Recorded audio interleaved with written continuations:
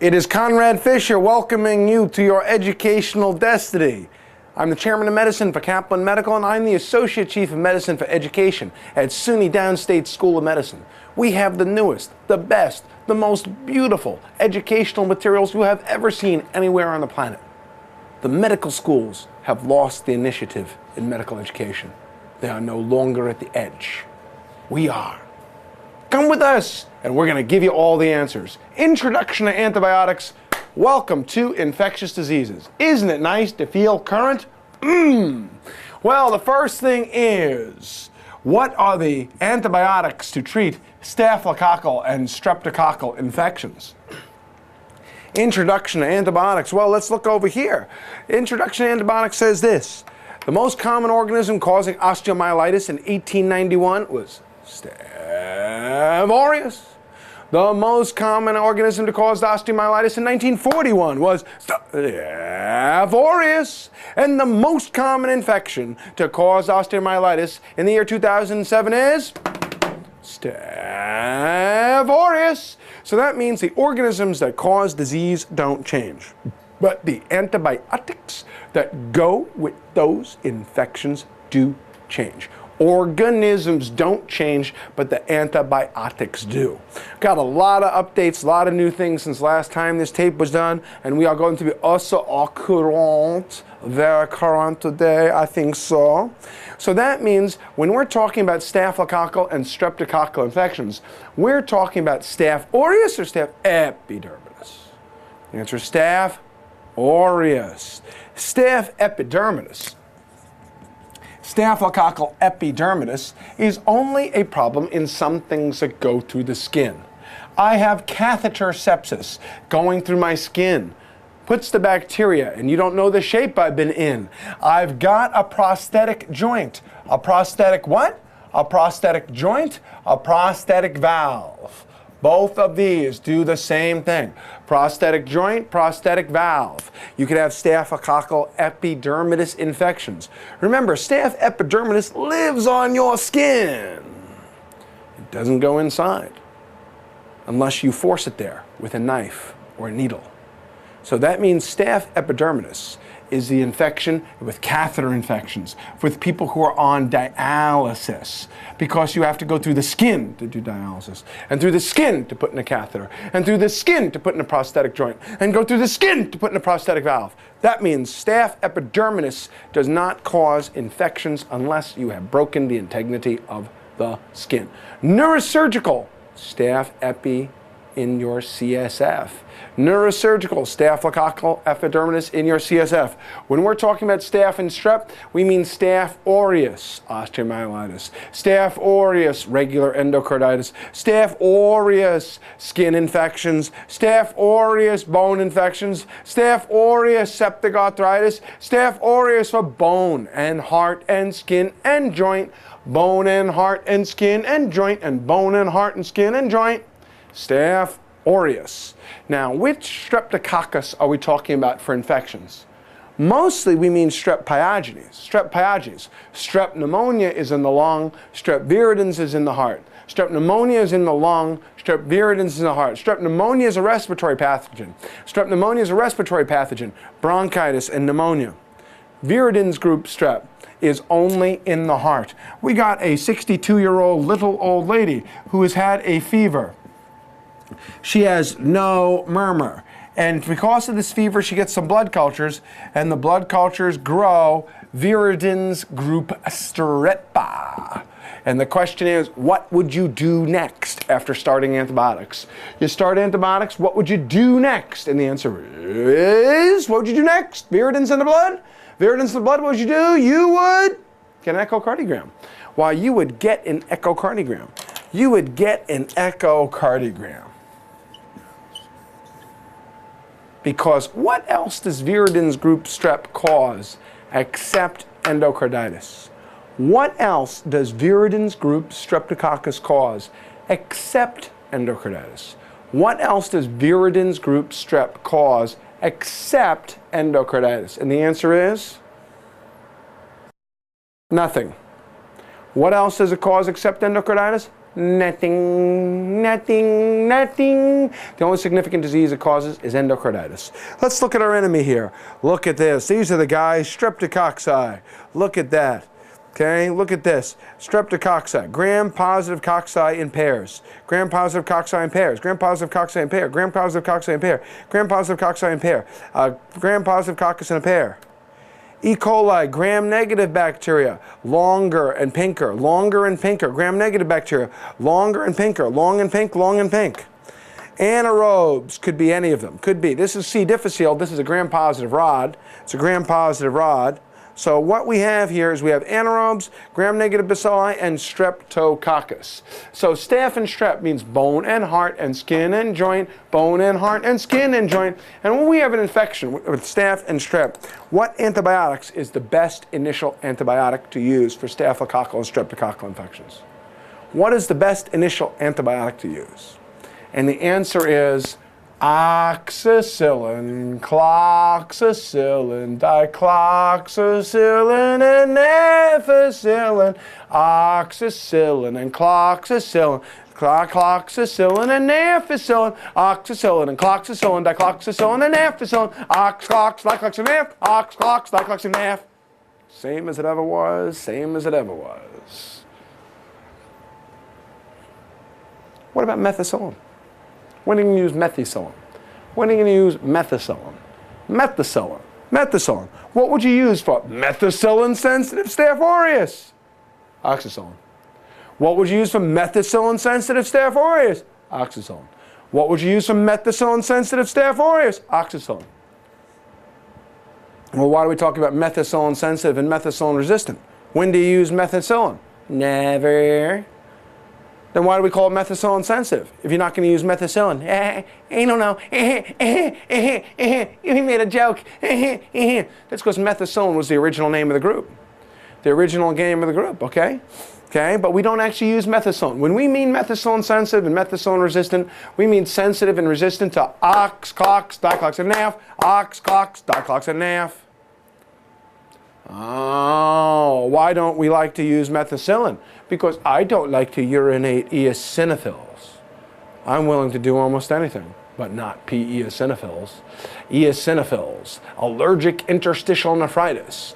We don't use methicillin because it causes renal failure. It makes you pee eosinophils.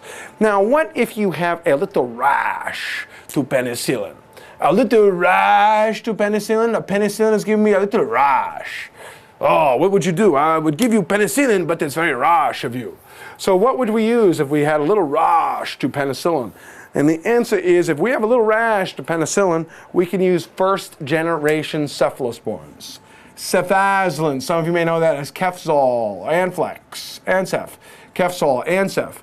You can use cefadroxil, another first-generation cephalosporin, or you can use cephalexin, another first-generation cephalosporins. Now, this is a big deal for some of you. You ready? If you have a rash to penicillin, you can use a cephalosporin without a problem. I know that some of you were told that there is a 10% cross-reactivity between penicillins and sulfa drugs, penicillins and cephalosporins. Well, all I can tell you is that there is no Santa Claus. There is no Easter Bunny. There is a tooth fairy, but it's your mother. And the amount of cross-reaction between penicillins and cephalosporins is considerably under 10%. But I was told, I know you've been lied to by the others, but I'll never lie to you. Which means, if you have a rash to penicillin, give the cephalosporin. You got it? You got it? That's just the way it is. I don't care who told you this. It's true. You can. Now, if you have a more severe allergic reaction, let's say that the allergic reaction is anaphylaxis. Let's say that the allergic reaction is anaphylaxis. If the allergic reaction is anaphylaxis, then we're not going to use a beta-lactam antibiotic. And here are the beta-lactam antibiotics. Here is penicillins, Here is cephalosporins. Here is penicillins. Here is cephalosporins. Here is another beta-lactam antibiotic called a carbapenem. Here's another beta-lactam antibiotic called the carbapenem. There are 4 beta-lactam antibiotics with that little square ring. Penicillins, cephalosporins, carbapenems, and monobactams. And of the monobactams, a beta-lactam ring alone, the only one that we have that we use is aztreonam. So there are 4 beta-lactam antibiotics. The amount of cross-reaction between penicillins and cephalosporins is considerably under 10%, way under that. The amount of cross-reactivity between penicillins and carbapenems is well under 1%. And the amount of cross-reaction between penicillins and monobactams is 0%. So therefore, the amount of cross-reaction is so small between this that basically we would use aztreonam, except aztreonam, the monobactam, is only for gram-negative rods, not for staph and strep. If you have anaphylaxis to penicillins, we want to get out of the beta-lactam class altogether. How do we get out of the beta-lactam class altogether? And that is, if it's a mild infection, we can use a macrolide. Erythromycin, azithromycin, clarithromycin, erythromycin, azithromycin, clarithromycin, macrolides, azithroclarithromycin. You can use macrolides or the drug that's close to a macrolide but covers anaerobes. It's like a macrolide. It doesn't cover, but it also covers anaerobes. It's like a macrolide. It doesn't cover Mycoplasma and Legionella, but it does cover anaerobes. It's like a macrolide, but it doesn't cover Mycoplasma and Legionella, but it does cover anaerobes. That is staph, strep, and anaerobes, staph, strep, and anaerobes, staph, strep, and anaerobes. Clindamycin. Clindamycin. Staph, strep, and anaerobes. Above the diaphragm aspiration, clindamycin. Oral anaerobes, clindamycin. Going to your dentist to get your teeth pulled for endocarditis and you're allergic to penicillin, clindamycin, clindamycin. Oh, how you keep my mouth so clean. You prevent those anaerobe infections, which you know are really mean. Anaerobes, staph, strep, and anaerobes. Staph, strep, and anaerobes. Okay, now, you ready? What about that other evil organism? Not just if there's anaphylaxis, but what about that other evil organism? Oh, it's fun to play at the MRSA. MRSA. So therefore, MRSA, methicillin-resistant Staph aureus. And remember, when we say methicillin-resistant Staph aureus, we mean really oxacillin-resistant Staph aureus. So I know. Listen, I don't make the news, I just report it. What do you do in a driveway? You park. What do you do in a parkway? You drive. When you get up early in the morning and you look up at the sky, what do you see? What's that called when that thing moves? Sunrise? You seen a sunrise? No, the sun, there is no such thing as sunrise. The earth turns. There's no sunrise. So what do you use for methicillin-resistant Staph aureus? Not methicillin. It's a joke. There's no sunrise or sunset. There's no parkway and driveway. Drugs for methicillin-resistant Staph aureus. Vancomycin. Vancomycin. Okay? Vancomycin. What do you use for methicillin-resistant Staph aureus? What do you use for methicillin-resistant Staph aureus? Vancomycin or dalinezolid. Vancomycin or linezolid. Vancomycin or linezolid. Vancomycin or linezolid or the other drug. Whoop, whoop, whoop. New drug coming in, but don't act like you never heard of it. It's 3 or 4 years old. It's not like it came out yesterday. It's not like it came out at lunchtime today. Vancomycin, linezolid, another drug for methicillin-resistant Staph aureus is daptomycin. Hey. Just because you never heard of it doesn't make it wrong. It can't be. Why not? I never heard of it.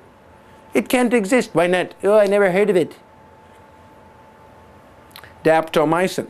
Oh, I got another one for MRSA, brand new, 2.5 years.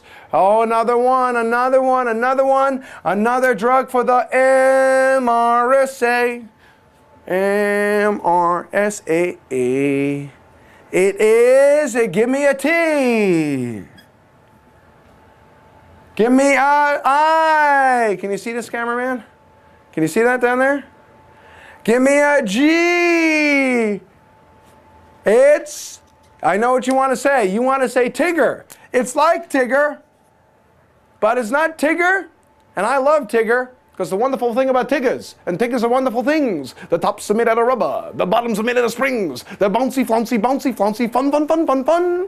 And the most wonderful thing about Tiggers are, I'm the only one. But tigacycline. Not Tigger, but tigacycline. Don't you look at me in that tone of voice. I see you out there looking at me saying, what's that? I never heard of that. It's called education, sweetheart. Let's get one, okay? It's a brand new drug. Brand new means 2 to 3 years. I wouldn't be telling you if it wasn't at least 2 years old, okay? This covers gram-negatives and anaerobes and MRSA. All right, we're feeling good, feeling fine. Getting answers right all the time. Okay, now let's go to the next set of drugs. The next set of drugs is, what are we going to do about gram-negative rods? Gram-negative rods, gram-negative bacilli. Well, let's go back here and look at this slide. Go to the next one. Oh, you see this, gram-negative bacilli. Now this one is an E. coli here. Okay, gram-negative means it's pinky. Gram-negatives means it's pink. Gram-negatives means it's pink. However, this could be E. coli. It also could have been Klebsiella. It could have been Proteus. It could have been Enterobacter. It could have been Morganella. It could have been Pseudomonas. It could have been Serratia. E. coli, Klebsiella, Morganella, Pseudomonas, Serratia. Gram-negative bacteria. E. coli, Klebsiella, Enterobacter, Morganella, Pseudomonas, and Serratia. E. coli, Klebsiella, Proteus, Morganella, Pseudomonas, Serratia, Citrobacter, Enterobacter, Morganella, Pseudomonas, Serratia, Pseudomonas. E. coli, Klebsiella, Proteus, Enterobacter, Morganella, Citrobacter. Enterobacter, Pseudomonas, Serratia. Gram-negative rods. Aerobic in your poo-poo. Aerobic gram-negative rods. I have pyelonephritis. I've got a perforation in peritonitis. I have ascending cholangitis. I have a cholecystitis, gram-negative rods. Pyelonephritis, gram-negative rods. Ascending cholangitis, gram-negative rods. Peritonitis, gram-negative rods. Now these drugs I'm not giving you in the order in which to use them. The reason is that aminoglycosides cover 80 to 90% of E. coli. Carbapenems cover 80 to 90% of E. coli. Carbapenems, imipenem, meropenem, meropenem, imipenem, imipenem, meropenem, meropenem, imipenem. Oh yes, but then again, so does aztreonam cover 80 to 90% of gram-negative rods. But then again, so do carbapenems, so do aminoglycosides, so do fluoroquinolones, ciprofloxacin, ofloxacin, norfloxacin, levofloxacin, gadifloxacin, moxifloxacin, sparfloxacin, grepafloxacin. Ciprofloxacin, fluoroquinolone, 80-90% of gram-negative rods. Ciprofloxacin, ofloxacin, norfloxacin, lomafloxacin, levofloxacin, gadifloxacin, moxifloxacin, sparfloxacin, grepafloxacin. Floxacin, fluoroquinolones, 80 to 90% of gram-negatives. 80 to 90% of gram-negatives. Carbapenems is imipenem, meropenem, meropenem, imipenem. They all cover 80 to 90%. You could use any one of these for gram-negative rods. You could use any one of these for gram-negative rods. You could also use 3rd and 4th generation cephalosporins like ceftazidime or cefepime, ceftazidime or cefepime. And finally, you could use drugs that are the anti-pseudomonal penicillins. Piperacillin, ticarcillin, azlocillin, meslocillin. Introduction to Antibiotics says this: let's divide up all infections that there are into different groups of infections. We have the gram-negative rod infections. We have the staph and strep infections. We're going to do the anaerobic infections. I am not telling you to use one of these drugs over another. For instance, someone has pyelonephritis. You could say ampicillin and gentamicin, an aminoglycoside. You could say a fluoroquinolone. You could say aztreonam. They'll all cover pyelonephritis. Third and fourth generation cephalosporins, anti-pseudomonal penicillins. Every single one of these drugs will cover 80 to 90% of E. coli, Klebsiella, Enterobacter, Citrobacter, Morganella, Pseudomonas, and Serratia. Each one of them. Anaerobes. Anaerobes. Anaerobes. Anaerobic infections. Anaerobic infections. If you have above the diaphragm anaerobes, it is clindamycin. If you have respiratory or above the diaphragm anaerobes, it is clindamycin. If you have respiratory or above the diaphragm anaerobes, it is clindamycin. If you have respiratory and above the diaphragm anaerobes. If you have GI anaerobes, it is metronidazole. If you have abdominal anaerobes, it is metronidazole. If you have gut anaerobes, anaerobic gram-negative rods, it is metronidazole. Anaerobes, clindamycin for respiratory anaerobes, metronidazole for GI anaerobes. Now the other anaerobic drugs that are good, it happens to be that carbapenems are also good for anaerobes. So let me make a little point about our introduction to antibiotics, okay? The way that I divide these things up for you is not microbiologically the truth. It's how you use these drugs. A microbiologist could walk in here and say, hey man, carbapenems cover strep viridans. They can be used to cover viridans endocarditis. That's true, but if you have viridans group endocarditis and you say imipenem, you fail. Hey man, meropenem covers Staph aureus. That's true. But if you have a person with cellulitis and you say meropenem, you fail. So how I have these antibiotics divided up is not microbiologically the truth. It's how they are to be used and how they're to be answered on your test. Metronidazole, carbapenems, excellent anaerobic coverage. The only two cephalosporins with anaerobic coverage are cefoxitin and cefotitan.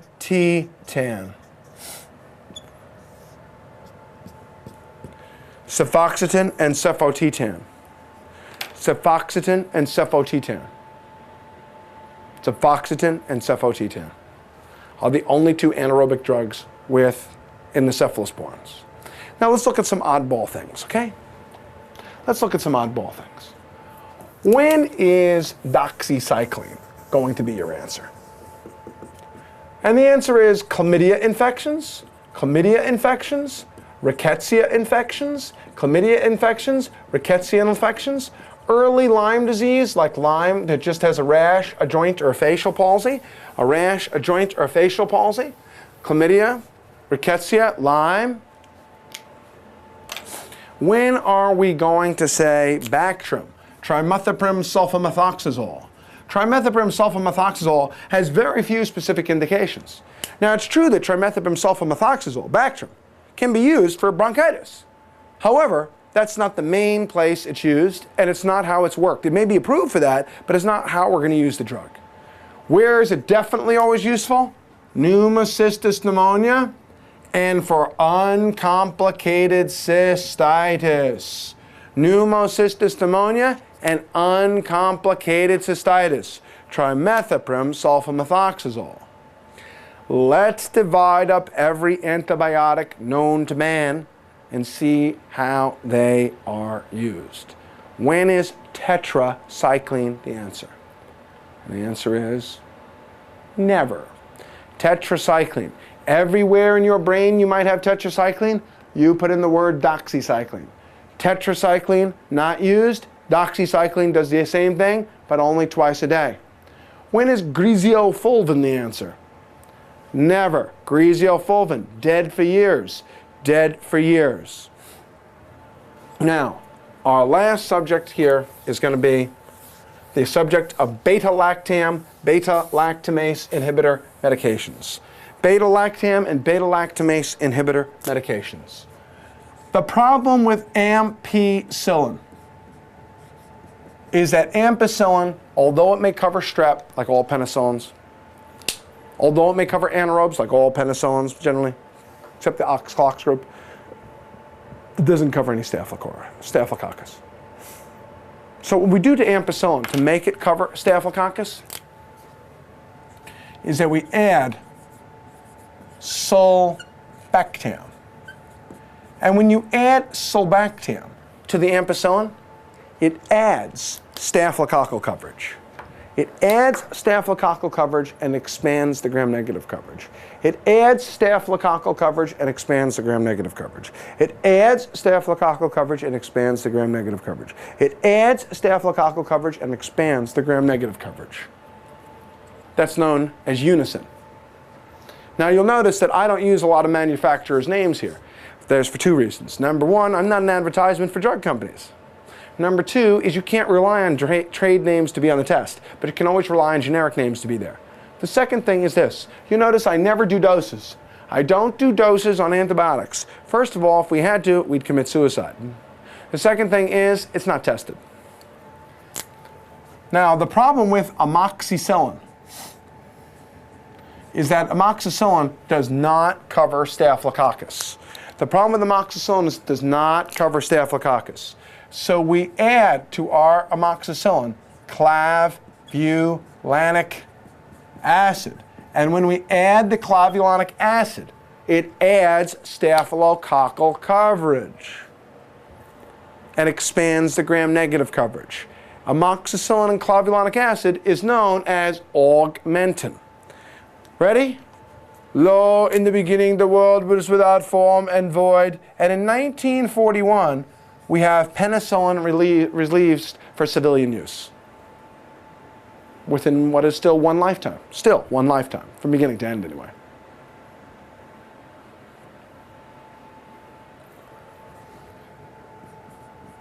By 1942, we have the first description of beta-lactamase.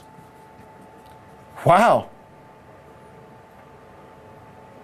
You're saying that within 1 year we developed beta-lactamase, the ability to destroy beta-lactam antibiotics? No, I'm actually saying the beta-lactamase has always been in there, but it was now selected out for by the antibiotics. You see, beta-lactamase has always been here. If you go into Egyptian mummies from 3,500 years ago, and you unwrap a freshly wrapped Egyptian mummy, if you find Staphylococcus that was buried 3,500 years ago, you'll find beta-lactamase inside it. See, beta-lactamase has always been in here. Before there were antibiotics, there was beta-lactamase. It just selects out for it. Well, the problem is now, is that all the penicillins who now became resistant, the Staph aureus became resistant to penicillins. So even though on the penicillin nucleus, we add an amino group, and when you have aminopenicillin, aminopenicillin, aminopenicillin, aminopenicillin, aminopenicillin, aminopenicillin, aminopenicillin, ampicillin, and then aminoxypenicillin, aminoxpenicillin, aminoxpenicillin, aminoxpenicillin, aminoxpenicillin, aminoxpenicillin, amoxicillin, amino and an oxygen, you're resistant to all forms of Staphylococcus. This is all resistant. Well, now let's see. We have piperacillin, and piperacillin has very good gram-negative coverage. Piperacillin is a gram-negative drug. Piperacillin is an anaerobic drug. Piperacillin is a streptococcal drug. Piperacillin is an anaerobic drug. Piperacillin is a strep drug. Piperacillin is a gram-negative drug. Piperacillin covers a lot of things, but what does it not cover? Staphylococcus. So we add to the piperacillin, we add tazobactam. And it adds staphylococcal coverage and expands the gram-negative coverage. Griseofulvin is always wrong.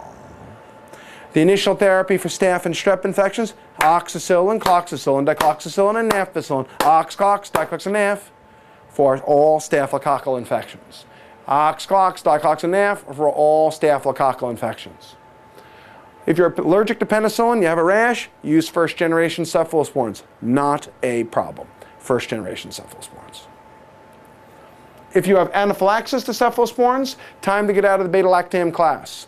Mild infections, macrolides or clindamycin. Macrolides or clindamycin. Macrolides, azithromycin, azithromycin, clarithromycin. Methicillin-resistant Staph aureus, vancomycin, linezolid, daptomycin, tigecycline. Vancomycin, linezolid, daptomycin, tigecycline. Wow. 10 years ago there was one drug. Now there's 4. Explosion of information and knowledge. Fantastic, to the benefit of everybody. Gram-negative doxycycline. Chlamydia rickettsia, Chlamydia rickettsia Lyme, Chlamydia rickettsia Lyme, Chlamydia rickettsia Lyme. Let's look at this last thing here in terms of the names of drugs. Oseltamivir and zanamivir.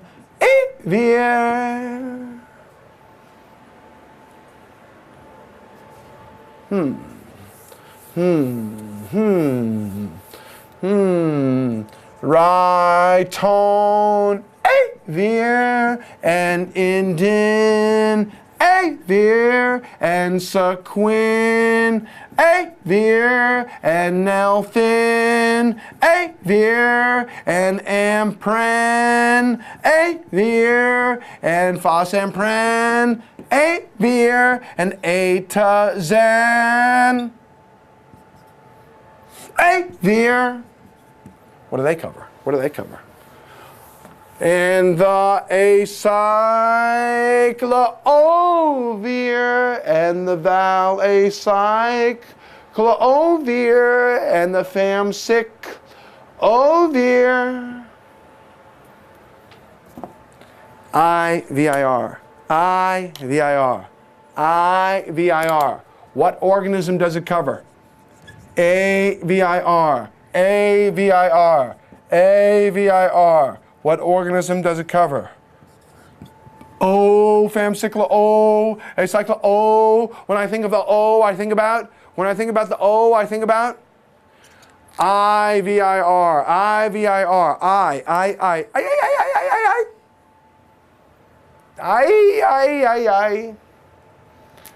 IVIR is influenza drugs. These are drugs for influenza. Coming at you, Sunday, Sunday, Sunday, influenza. AIDS.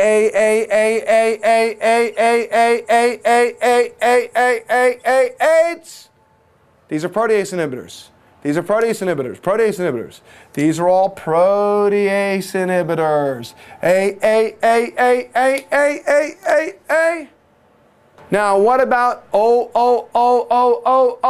What do you think about? What do you think about the O? You think about shit, I got herpes. I for influenza, A for AIDS, and oh shit, man, I got herpes.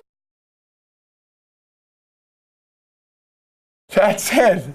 And this is good for herpes simplex virus 1 and 2, varicella zoster virus, and all those 3 herpes virus families. Don't you feel satisfied? I have now divided up every antibiotic known to humanity, and each one has its place. For each thing, a place. Amazing. How wonderful that you have all the room in your mind to contain all this information. Oh my goodness, my goodness. Afoot and light-hearted, I take to the open road. Healthy, free, the world before me. The long brown path leading me wherever I choose. Henceforth, I ask not good fortune. I myself am good fortune.